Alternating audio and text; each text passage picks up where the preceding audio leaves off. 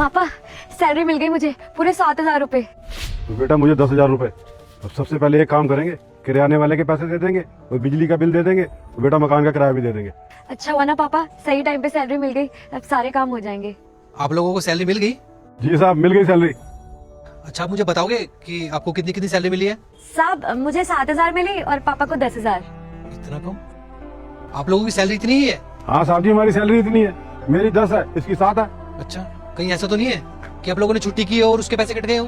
साहब जी हमने कोई छुट्टी नहीं की, वो रोज काम पे आते हैं। आप दोनों एक काम करना, अभी थोड़ी देर बाद मैं अपने कैबिन में बुलाऊंगा, तो आ जाना। अरे क्या हुआ साहब जी, हमसे कोई गलती होगी साहब? नहीं नहीं, कोई गलती नहीं हुई है, बस मुझे कुछ पता लगाना है। जब तक मैं ना बोलूं घर मत जाना। ठीक है साहब जी।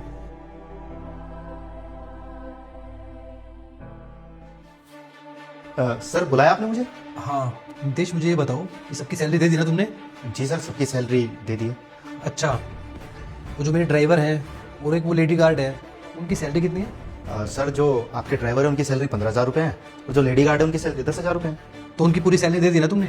हाँ सर, सैलरी दे दी है मैंने। आप ये सब क्यों पूछ रहे हैं? एक बार इधर आना। जी साहब जी। आप लोगों की सैलरी कितनी है एक बार बताना जरा। साहब जी मेरी सैलरी 10,000 रुपए है। साहब मेरी 7,000 है। जब इनकी सैलरी 15,000 रुपये और उनकी 10,000 रुपये है, तो इनको 10,000 रुपये और उनको 7,000 रुपये क्यों दिए? इसका मतलब तुम सैलरी में से पैसे खा रहे हो। सर एक्चुअली बात क्या है ना, मैं बताता हूँ आपको। मुझे ना इन लोगों से कुछ पैसे लेने थे, इन्होंने एक बार मुझसे उधार लिए थे। मैं कर रहा हूँ ना सर से बात, आप लोग बाहर जाओ, मैं सर से बात करके आता हूँ। वो बाहर नहीं जाएंगे, जो भी बात होगी ना इनके सामने ही होगी, ताकि इनको पता चले कि इनके साथ कितना गलत हो रहा है। साहब जी झूठ बोल रहे हैं ये। इन्होंने मुझे बताया था तुम्हारी सैलरी 10,000 रुपए और ये हर महीने मुझे 10,000 रुपए ही देते हैं।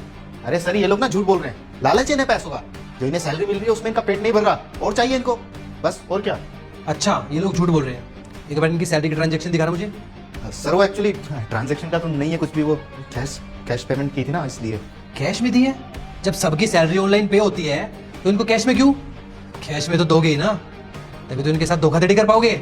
मैंने देखा यहाँ पे जितने भी स्वीपर्स हैं, गार्ड हैं, ड्राइवर हैं, उनको सैलरी तुम कैश में देते हो।